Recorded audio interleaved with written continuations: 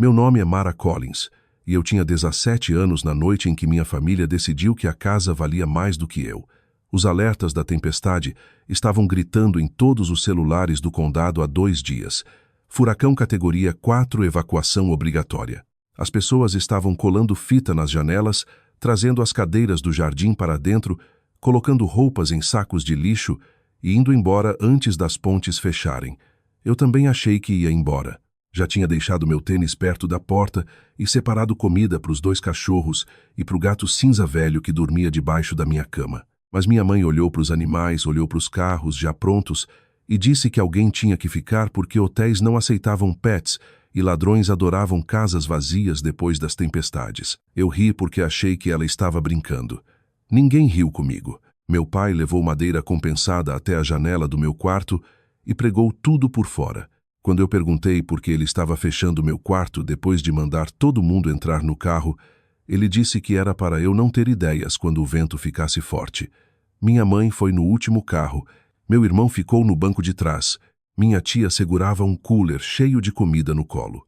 Eu fiquei na varanda com 3 animais apavorados atrás de mim, enquanto meu pai desligava o disjuntor principal antes de ir embora.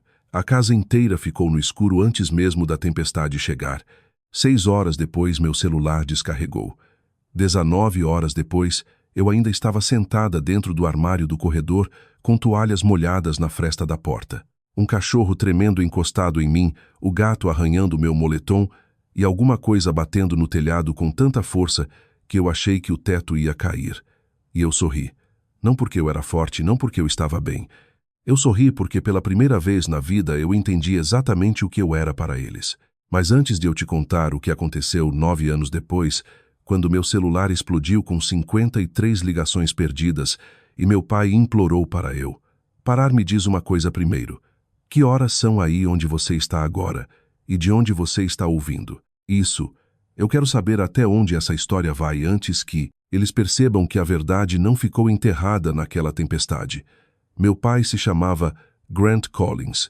E a pior parte dele não era ser cruel o tempo todo, era saber exatamente quando agir com gentileza para que ninguém acreditasse no que acontecia dentro da nossa casa.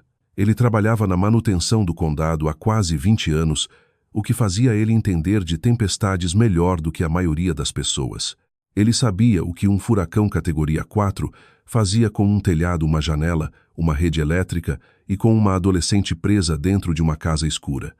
Minha mãe, Lydia Collins, trabalhava na secretaria de uma escola primária e fazia trabalho voluntário na igreja todo dia de ação de graças. As pessoas diziam que ela era paciente, generosa e altruísta. Diziam que ela tinha um dom para fazer crianças se sentirem seguras. Eu às vezes me perguntava se eu era a única criança que nunca recebeu esse domingo. Meu irmão Caleb tinha 2 anos a menos que eu, mas de algum jeito ele sempre foi tratado como o filho que meus pais estavam esperando desde o começo. Eu fui o acidente que eles tiveram cedo demais. O Caleb era a segunda chance deles, o filho que eles tinham orgulho de mostrar. Quando Caleb tirou bem matemática, minha mãe colou a prova na geladeira e disse que ele estava dando o seu melhor. Quando eu tirava nota só com a meu pai, mal levantava o olhar do café e dizia: "É isso que você tem que fazer." O Caleb ganhava tênis novo antes do ano letivo começar. Eu ficava com a mochila velha dele quando ele dizia que o zíper estava irritando. O Caleb ganhou uma caminhonete usada aos 16 anos, porque, segundo meu pai, menino precisava de independência. Eu voltava da escola andando quase 5 quilômetros, porque, segundo o mesmo homem, andar criava disciplina. Minha tia Marlene foi morar com a gente quando eu tinha 14 anos, depois do que ela chamava de uma fase difícil. Essa fase difícil durou anos. Ela nunca pagava aluguel, nunca comprava comida, e ainda assim tinha opiniões sobre como eu era egoísta. Ela chamava o Caleb e me chamava de dramática. Dizia para minha mãe que eu tinha um rosto difícil, como se eu estivesse sempre acusando alguém de alguma coisa. Talvez eu estivesse mesmo. Talvez desde cedo eu já sentisse que a verdade estava em todos os cômodos com a gente quieta e feia. A única pessoa que realmente me fazia sentir querida era minha avó, Nana June Whitaker.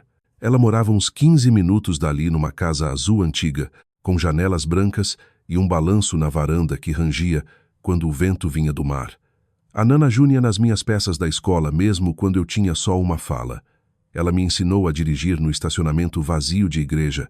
Ela guardava meus lanches favoritos na despensa, porque percebeu que minha mãe só comprava o que o Caleb gostava. Quando eu era pequena, eu achava que ela só era muito carinhosa. Quando cresci, entendi que ela estava preenchendo um espaço que meus pais deixavam vazio de propósito. Ela nunca dizia que meus pais não me amavam. Ela era cuidadosa demais para isso. Mas uma vez, quando eu tinha 15 anos, ela viu minha mãe esquecer meu jantar de aniversário porque o Caleb tinha jogo de beisebol, e ela me olhou do outro lado da mesa da cozinha e disse: "Minha filha, nunca implore para alguém te enxergar quando essa pessoa já se acostumou a te ignorar." Na época, eu não entendi o quanto isso ia importar até a tempestade, porque a noite em que eles me deixaram para trás com os animais não foi uma mudança chocante no que eles eram. Não foi uma família boa tomando uma decisão ruim sob pressão. Foi a coisa mais honesta que eles já fizeram. Eles passaram a minha vida inteira, me mostrando que meu conforto vinha por último, meu medo vinha por último, minha segurança vinha por último. O furacão só deu a eles a chance de provar isso quando ninguém estava olhando. E quando eles voltaram 19 horas depois encharcados do estacionamento do hotel, e irritados porque o trânsito tinha sido ruim, minha mãe não correu até mim. Ela passou por mim e perguntou se os cachorros tinham estragado o chão. Meu pai checou as janelas antes de olhar para mim, e o Caleb reclamou que o café da manhã do hotel tinha sido péssimo. A tia Marlene disse que quase não dormiu, porque os travesseiros eram duros demais. Eu fiquei no corredor com o moletom ainda arranhado pelas unhas do gato e falei para eles que achei que ia morrer. Minha mãe suspirou como se eu tivesse envergonhando ela. "Mara, para de drama. A casa está de pé." Meu pai disse: "Você já tem idade para aguentar isso."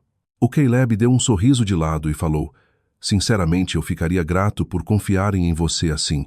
A tia Marlene completou: "Algumas meninas da sua idade iam adorar esse tipo de responsabilidade." Foi nesse momento que eu parei de tentar fazer eles entenderem. Eu sobrevivi a um furacão, mas de algum jeito o silêncio depois que eles voltaram foi mais frio do que a tempestade. No ano seguinte eu fiquei muito boa em desaparecer mesmo morando na mesma casa. Parei de contar para minha mãe quando algo doía. Parei de pedir carona para meu pai. Parei de reagir quando Caleb fazia piada, dizendo que eu era o fantasma da família. Aprendi que o silêncio podia ser um escudo se você usasse ele por tempo suficiente. Na escola as pessoas achavam que eu era focada. Os professores diziam que eu era madura. Os orientadores falavam que eu tinha um bom senso de direção. Eles não sabiam que direção era só outra palavra para fuga. Cada formulário de bolsa que eu preenchia parecia uma porta pequena se abrindo. Cada site de faculdade que eu visitava escondido parecia oxigênio. Eu escolhi faculdades longe o suficiente para ninguém me pedir para voltar para jantar, mas perto bastante para Nana Juna ainda conseguir me visitar se quisesse. Não contei para ninguém além dela. Quando finalmente falei que estava me inscrevendo em faculdades fora da cidade, Nana não chorou e nem tentou me impedir. Ela fez chá, colocou um prato de biscoitos de manteiga entre nós e perguntou: "Quanto dinheiro você precisa para ficar livre?" Eu quase desmoronei ali. Não porque eu estava triste, mas porque ninguém nunca tinha me feito essa pergunta antes. Meus pais falavam de dinheiro como se eu fosse um custo. A Nana falava como se fosse uma ferramenta. Eu consegui uma bolsa integral numa universidade em Rig e escolhi um curso ligado a planejamento de desastres seguros e risco de propriedades costeiras. As pessoas perguntavam por que uma garota da minha idade queria estudar códigos de furacão, regras de evacuação e relatórios de seguro. Eu dizia que tempestades me interessavam. Era mais fácil do que dizer que eu queria entender todos os sistemas que tinham falhado comigo. Eu queria saber o que as pessoas eram obrigadas a fazer por lei, o que eram obrigadas a fazer por consciência e o que acontecia quando ignoravam as duas coisas. No dia depois da formatura, eu fiz uma mala e uma mochila. Minha mãe ficou na cozinha mexendo no celular enquanto eu levava minhas coisas para o carro da Nana. Ela perguntou se eu tinha certeza de que não estava fazendo uma cena. Meu pai perguntou quando eu ia voltar para ajudar a limpar a garagem. O que disse para eu não bancar a importante só porque ia para a faculdade. E a tia Marlene falou que meninas da faculdade sempre voltavam com atitude. Nana estava me esperando do lado de fora com o motor do carro ligado e uma caixa de sanduíches no banco do passageiro. Eu lembro de olhar para casa antes de entrar no carro. Não com tristeza, mas com uma calma estranha vazia. Algumas pessoas saem de casa sentindo que estão perdendo uma parte de si. Eu senti como se estivesse deixando para trás uma roupa que nunca tinha servido em mim. A faculdade não me curou de um dia para o outro. Liberdade não é mágica. Na primeira vez que um colega de quarto perguntou onde estava minha família no fim de semana dos pais, eu menti e disse que estavam ocupados. Na primeira tempestade com trovões que apagou a energia do meu dormitório, eu sentei no chão do banheiro por 20 minutos até conseguir me obrigar a levantar. Mas aos poucos eu construí uma vida que não precisava da aprovação deles. Eu estudei mais do que todo mundo ao meu redor, porque eu sabia exatamente do que eu estava fugindo. Trabalhei meio período no escritório de moradia da universidade. Depois fiz estágio numa empresa de seguros da costa. Depois passei verões analisando relatórios de danos de tempestades em propriedades litorâneas. Aprendi como casas falham, como seguros são negados, como planos de evacuação são feitos e como as pessoas mentem facilmente quando tem dinheiro envolvido. Cada habilidade nova era mais uma trava entre mim e minha família. Meus pais quase não ligavam. Quando ligavam, era sempre para pedir algo pequeno o suficiente para parecer que não era a favor. Você pode explicar esse formulário de seguro.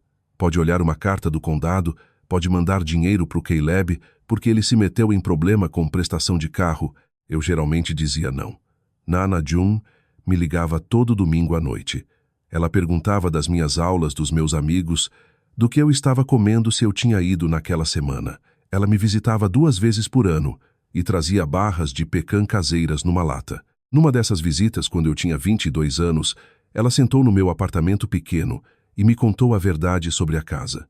Meus pais estavam morando na propriedade dela há anos, pagando quase nada. A casa antiga da costa era dela, não deles. Eles tinham se mudado para lá quando eu era pequena, dizendo que precisavam de ajuda para se reerguer e depois nunca foram embora. Eles passaram a tratar aquilo como uma herança que já era deles. Nana pagava os impostos quando eles atrasavam. Nana pagava os consertos quando eles ignoravam. Nana continuava ajudando porque achava que talvez, se eles tivessem estabilidade, virariam pessoas melhores. A voz dela mudou quando disse isso. Ficou menor. Eu estava errada sobre eles, Mara. Eu disse para ela não se culpar. Ela apertou minha mão e respondeu: eu não me culpo por amar minha filha. Eu me culpo por achar que o amor ia deixá-la mais gentil. E então ela me contou algo que virou meu estômago. Ela tinha mudado o testamento. A casa seria minha. Eu falei para Nana Ju não fazer isso. Essa foi minha primeira reação. Não porque eu não quisesse a casa, mas porque eu sabia exatamente o que ia acontecer. Minha mãe ia dizer: ela manipulou uma mulher idosa. Meu pai ia dizer: ela roubou da família. O Caleb falava de justiça, como se justiça alguma vez tivesse existido na nossa casa. A tia Marlene me chamava de gananciosa de um quarto que ela nunca pagou. Nana escutava tudo isso e só acenava com a cabeça, como se já esperasse cada palavra. Depois ela disse: essa casa protegeu pessoas que nunca te protegeram. Quando eu não estiver mais aqui, eu quero que ela proteja você. Eu não soube o que responder. 3 anos depois, Nana morreu dormindo depois de fazer café e alimentar os passarinhos na varanda. Esse detalhe quase me quebrou. Ela saiu do mundo do mesmo jeito que viveu nele, cuidando quietamente de coisas menores que ela mesma. Eu voltei para o funeral e mantive distância da minha família. Minha mãe chorava alto, se apoiando nas pessoas, aceitando o consolo como se tivesse sido a filha dedicada da Nana a vida inteira. Meu pai ficava duro ao lado dela, fazendo o papel de genro enlutado. Caleb estava de terno preto com cara de entediado até alguém mencionar a casa. A tia Marlene sussurrou alto demais que Nana sempre teve uma coisa estranha comigo. Eu não respondi. Eu já tinha aprendido que o silêncio deixa as pessoas desconfortáveis quando elas esperam que você implore. O testamento foi lido 2 semanas depois. Eu não estava na sala com eles. Meu advogado me ligou depois e 10 minutos depois meu celular começou a tocar sem parar. Minha mãe ligou 11 vezes e deixou um áudio que começou com confusão falsa e terminou com raiva real. Meu pai mandou: me liga agora. O Kay levou uma mensagem longa dizendo que Nana nunca ia querer dividir a família, como se a família não tivesse sido dividida desde o dia em que eu nasci. A tia Marlene disse que eu tinha envenenado uma idosa contra o próprio sangue. Eu li tudo, coloquei o celular virado para baixo e voltei a trabalhar. Foi ali que eu entendi pela primeira vez: poder não precisa ser barulhento. Por anos, eles controlaram toda a história, toda a sala, toda a regra. Agora um papel com a assinatura da Nana tinha mudado todas as fechaduras disso. Eu poderia ter expulsado eles imediatamente, mas não fiz. Isso deixaria a história fácil demais para eles. Eles iriam chorar para a cidade inteira dizendo que eu expulsei pais enlutados depois de um funeral. Então eu fiz o que minha carreira tinha me ensinado a fazer. Eu usei estrutura, usei documentos, usei termos que eles não podiam distorcer sem se expor. Enviei um contrato formal de aluguel com valor de mercado, regras claras de ocupação, manutenção do imóvel, prazos de pagamento e condições para visitas e venda. Só meus pais foram aprovados como inquilinos. A tia Marlene não estava incluída. O Caleb estava incluído. Nenhum hóspede de longo prazo sem autorização por escrito. Minha mãe chamou aquilo de humilhação. Meu pai chamou de desrespeito. O Caleb disse que obrigar pais a assinarem contrato era nojento. A tia Marlene disse que Nana teria vergonha de mim. Eu respondi que eles tinham 30 dias para assinar ou sair. Eles assinaram no dia 28. Eu ainda lembro de olhar as assinaturas quando a cópia voltou para mim. Grant Collins, Lydia Collins, as duas pessoas que um dia me deixaram no escuro agora precisavam da minha permissão para continuar dormindo naquela casa. Por 3 anos eu mantive tudo profissional. Não ofendi eles, não apareci em feriados, não respondi mensagens emocionais. O aluguel vencia no dia 1, multa depois do dia 5, pedido de manutenção só por escrito. Minha mãe odiava isso mais do que tudo. Ela queria ligações onde podia chorar, acusar e reescrever a história em tempo real. Eu dava e-mails organizados. Meu pai queria me intimidar com silêncio e ordens curtas. Eu entregava documentos escaneados. Eles foram aprendendo aos poucos que a versão de mim que eles criaram para ser quieta tinha virado alguém que guarda registro de tudo. Então, no 3º ano, os pagamentos começaram a atrasar. Primeiro 3 dias depois, 2 semanas depois, 1 mês inteiro sem pagar. Mais ou menos nessa época, o Caleb ficou amigável de novo. Mandou mensagem perguntando como eu estava. Enviou foto de um novo cartão de visita de uma imobiliária e disse: "Talvez a gente devesse se falar como adultos." Eu entendi na hora que tinha algo errado. O Caleb nunca vinha até mim sem alguém empurrando ele por trás. A amizade dele durou exatamente 4 mensagens antes da verdadeira razão aparecer. Ele disse que a saúde do nosso pai não estava boa, que a minha mãe estava sob estresse, que a casa era pesada demais para eles.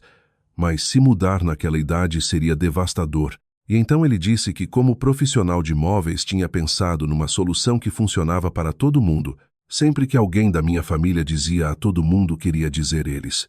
Eu deixei ele falar. Ele contou que meus pais tinham juntado cerca de 55 mil vendendo coisas, tirando dinheiro de economias, pegando emprestado de amigos da igreja, vendendo o barco de pesca do meu pai e pressionando o Caleb a 5 privo contribuir. Eles queriam me oferecer isso como entrada para comprar a casa por um preço de família. A propriedade valia muito mais. Só o terreno já tinha valorizado bastante porque aluguel de temporada naquela região tinha explodido. Eu perguntei para o Caleb o que ele achava que era preço de família. Ele disse que era não tratar as pessoas que te criaram como estranhos. Eu quase ri. Me criaram era uma forma muito generosa de falar. Criar um filho é proteger. Meus pais tinham me guardado dentro daquela casa como se eu fosse móvel de tempestade. 6 dias depois, eu voltei para a costa com uma pasta no banco do passageiro e nenhuma nostalgia sobrando. A casa estava pior do que eu lembrava. A pintura azul da Nana tinha virado um cinza cansado. Um corrimão da varanda estava torto para fora. As ferragens das janelas estavam enferrujadas. Os canteiros de flores que a Nana tanto cuidava tinham virado mato e pedras quebradas. Eles tinham vivido numa casa que diziam valorizar, mas tratavam ela do mesmo jeito que me trataram útil enquanto não dava trabalho. Minha mãe abriu a porta antes mesmo de eu bater. Sorriu rápido demais e disse que eu estava magra. Meu pai estava sentado na poltrona da sala, mais velho do que eu lembrava, mas ainda com aquela expressão dura de decepção permanente. O Caleb não deveria estar lá, mas o carro dele estava estacionado 2 ruas abaixo. Eu vi antes mesmo deles começarem a falar. Minha mãe ofereceu café. Meu pai disse que a gente precisava ser prático. Eu fiquei em pé. Eles tinham ensaiado aquilo. Minha mãe falou da Nana de legado, de como a casa deveria ficar na família. Meu pai disse que 55 mil era um sacrifício enorme. Disse que eu tinha me dado bem na vida e não precisava apertar meus próprios pais. Disse que eles tinham errado, mas todo pai erra. Eu deixei ele falar até acabar as mentiras confortáveis. Então eu perguntei: vocês lembram o que disseram quando pregaram a janela do meu quarto antes do furacão? O rosto da minha mãe travou. Meu pai olhou para o corredor, não para mim. Ele disse: não vamos reviver isso. Eu disse: eu vou. Minha mãe falou alto que eu tinha ficado presa naquela tempestade por tempo demais, que eu estava viva, a casa estava de pé, e filhas normais não puniam a família para sempre por uma noite ruim. Foi aí que eu abri a pasta. Eu disse que não ia vender a casa para eles nem por 55 mil, nem por 500 mil.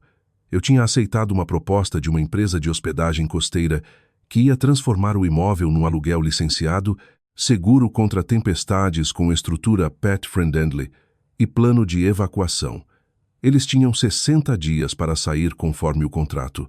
As lágrimas da minha mãe vieram rápido, mas eu conhecia aquelas lágrimas. Não eram tristeza, eram ferramenta. Ela perguntou como eu podia expulsar meus próprios pais. A voz do meu pai ficou baixa. Ele disse que a Nana teria nojo de mim. Eu respondi que a Nana sabia exatamente o que estava fazendo.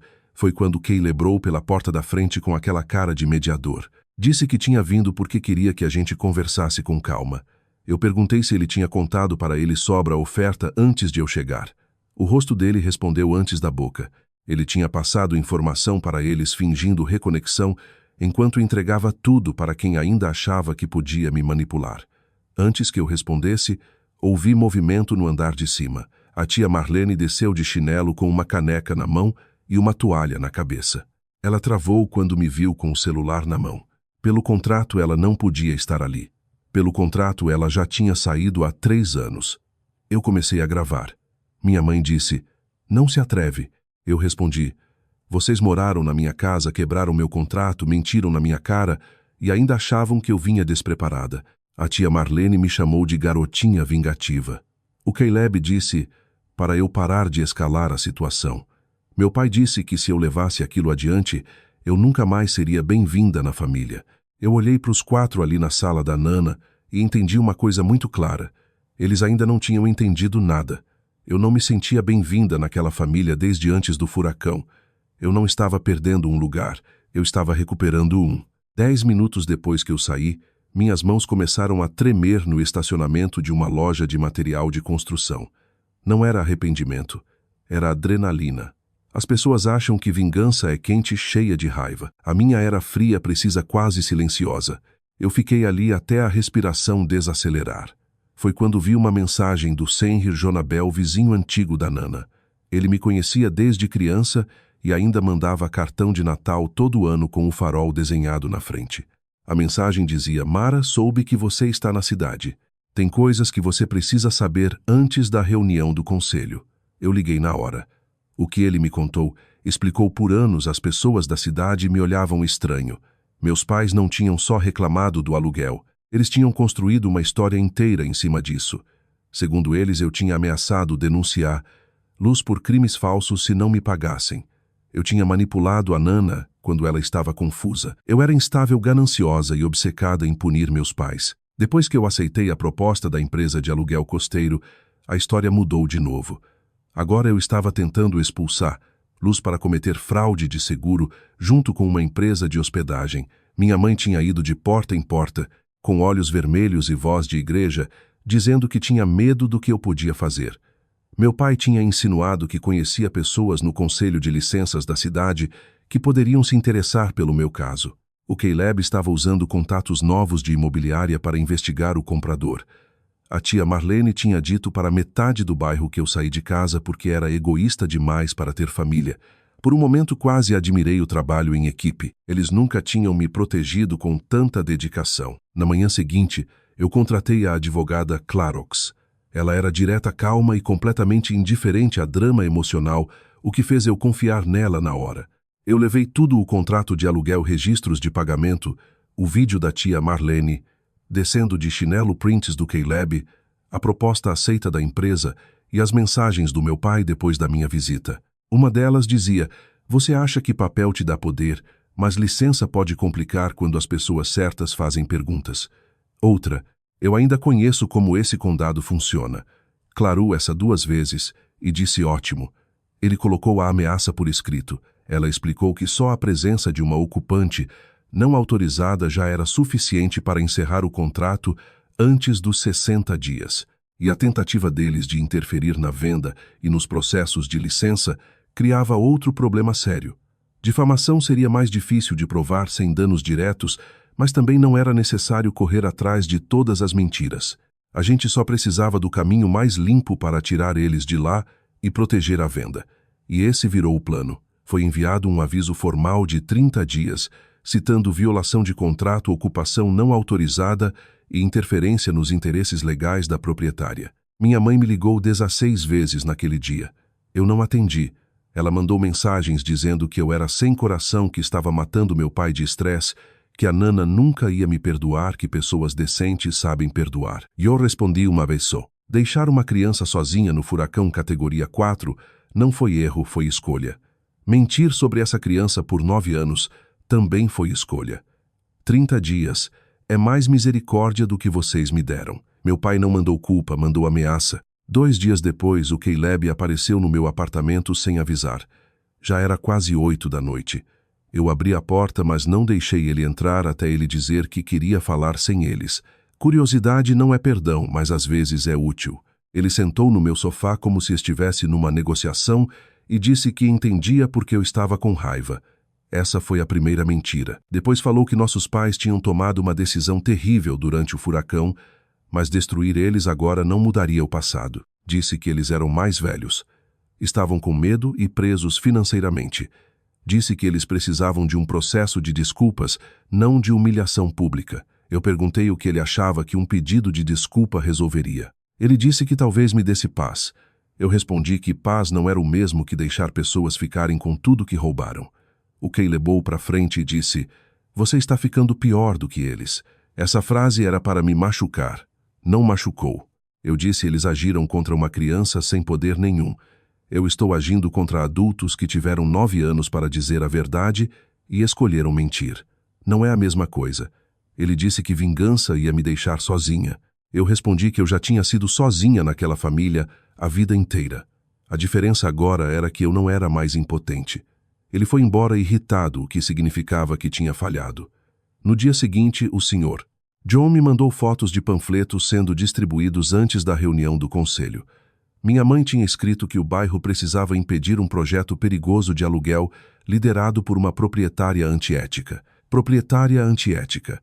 Essa frase ficou comigo a noite inteira. Eles me deixaram numa tempestade, cortaram minha energia, pregaram minha janela, mentiram para os vizinhos, quebraram meu contrato e tentaram impedir minha venda. Mas eu era antiética porque finalmente tinha provas. A reunião do conselho seria em 6 dias. Eles estavam levando rumores, eu estava levando documentos. A reunião do Comitê de Licenças da Comunidade aconteceu num prédio baixo de tijolos ao lado da biblioteca, um lugar onde cada cadeira rangia e todo mundo sabia quais famílias estavam ali há mais tempo na cidade. Meus pais contavam com isso. Eles achavam que a história ia protegê-los. Achavam que as pessoas iam ver minha mãe chorando meu pai, cansado o Caleb sentado com as mãos juntas como filho razoável, e decidir que eu era o problema antes mesmo de eu abrir a boca. A empresa Coastal Retriata apresentou primeiro. O plano deles era limpo legal e, na prática, melhor para o imóvel do que tudo que meus pais tinham feito em anos. A empresa ia restaurar a casa da Nana, em vez de destruir, colocar janelas resistentes a furacão, kits de evacuação para pets, iluminação de emergência e planos claros de segurança para os hóspedes. Já tinham licença, inspeção e seguro. Tudo pronto. Então começaram os comentários públicos. Minha mãe foi a primeira a falar. Ela usava um cardigã azul claro e aquela expressão ferida que ela sempre colocava quando queria que estranhos comprassem a versão dela da história. Ela disse que eu tinha mudado depois de sair de casa. Disse que eu tinha virado obcecada por dinheiro. Disse que eu estava expulsando meus pais idosos de uma casa de família por lucro. Disse que tinha medo de eu estar envolvida em fraude de seguro e que o conselho tinha a obrigação de proteger o bairro. Meu pai ficou sentado, mandíbula travada. O Caleb olhava para a mesa. A tia Marlene balançava a cabeça como se fosse juíza. Eu deixei minha mãe terminar cada palavra. Depois eu levantei e me apresentei como a proprietária legal do imóvel. Falei com calma porque verdade não precisa gritar quando tem documento. Primeiro mostrei o contrato de aluguel. Expliquei que meus pais eram inquilinos, não donos. Mostrei a cláusula de ocupação e o vídeo da tia Marlene descendo do segundo andar de pijama, provando que ela morava lá sem permissão. A tia Marlene sussurrou alguma coisa, mas ninguém riu. Depois eu li a mensagem do meu pai sobre licenças ficarem complicadas quando as pessoas certas fazem perguntas. Um dos membros do conselho olhou direto para ele e perguntou se aquilo era verdade. Meu pai disse que tinha sido tirado de contexto. Eu falei, então deixa eu dar o contexto. Peguei o relatório do tempo da noite do furacão Isabela, velocidade dos ventos, alertas de emergência, evacuação obrigatória, estradas fechadas e disse... Eu tinha 17 anos quando minha família evacuou sem mim. Falei que minha mãe levou o último carro porque alguém tinha que ficar com a casa. Falei que meu pai pregou a janela do meu quarto por fora e disse que era para eu não ter ideias. Falei que ele desligou o disjuntor principal antes de sair e que eu passei 19 horas dentro de um armário do corredor com 2 cachorros e um gato enquanto o telhado tremia em cima de mim. A sala ficou tão quieta que dava para ouvir uma caneta parar de escrever. O membro do conselho perguntou para o meu pai se aquilo era verdade.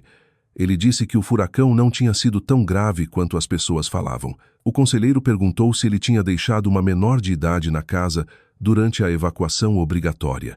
Meu pai disse que eu quase tinha 18 anos. O conselheiro perguntou se ele tinha pregado minha janela por fora. Ele disse que era para proteção. Eu perguntei, então por que o senhor me disse que era para eu não ter ideias? Ele não respondeu. E esse silêncio fez mais estrago do que qualquer discurso que eu poderia ter feito. Minha mãe começou a chorar, mas dessa vez a sala não foi até ela. Foi para longe. O Caleb ficou olhando para o chão. A tia Marlene estava pálida. A licença foi aprovada por unanimidade. Depois da reunião, as pessoas que tinham acreditado nos meus pais evitavam olhar para eles. O Senhor.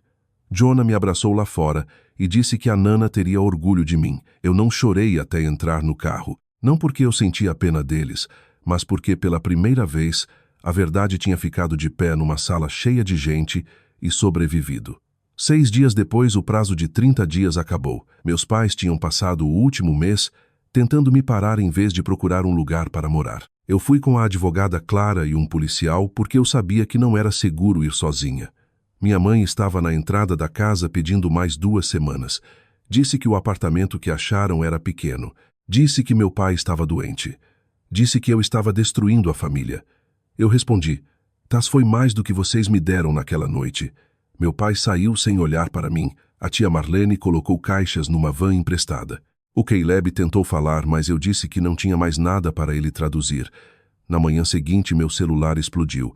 53 chamadas perdidas. Às 7h30, meu pai mandou mensagem. "Por favor, para. Não faz isso." Às 9h30, minha mãe escreveu, "A gente errou. Por favor, nos perdoa." O Caleb mandou textos longos dizendo que eu tinha ido longe demais. A tia Marlene me chamou de cruel. Parentes que tinham me ignorado por anos descobriram meu número de repente. Eu mandei uma única mensagem em grupo. Quando eu tinha 17 anos, meus pais me deixaram sozinha no furacão categoria 4 com os animais. Trancaram minha janela por fora, cortaram a energia e depois voltaram dizendo que eu era dramática. Nenhum de vocês me protegeu naquela época. Não me deem lição agora, porque eles finalmente enfrentaram consequências. Ninguém respondeu. A venda foi concluída semanas depois. Meus pais foram morar no apartamento pequeno a 40 minutos da costa. Minha mãe perdeu o bairro que antes a defendia. Meu pai perdeu a autoridade que usava para intimidar as pessoas. O Caleb perdeu a versão da história onde ele era o bom filho tentando ajudar. A tia Marlene perdeu o quarto de graça e o hobby favorito dela, me julgar dentro de uma casa que não era dela. Eu usei parte do dinheiro para criar um fundo de emergência em nome da Nana Jun, ajudando abrigos a comprar suprimentos para a evacuação de animais e ajudando famílias com crianças a terem hospedagem segura durante alertas de furacão. Isso era importante para mim porque a lição nunca foi só vingança. Crianças não são responsáveis por proteger uma casa. Animais não são desculpa. Família não é definida por sangue e sobrenome ou por quem chora mais alto em público. Família de verdade é quem te protege quando seria mais fácil te deixar para trás. Algumas pessoas vão dizer que eu deveria ter perdoado antes, mas eu acredito que perdão sem responsabilidade é só permissão para a próxima crueldade. Eu não desejo a eles morte, não desejo dor por desejo de dor. Eu só queria que eles vivessem dentro das consequências do que construíram para mim. Anos atrás eu sorria no escuro porque finalmente tinha entendido que eu estava sozinha. Agora eu sorrio porque não estou mais presa lá. M.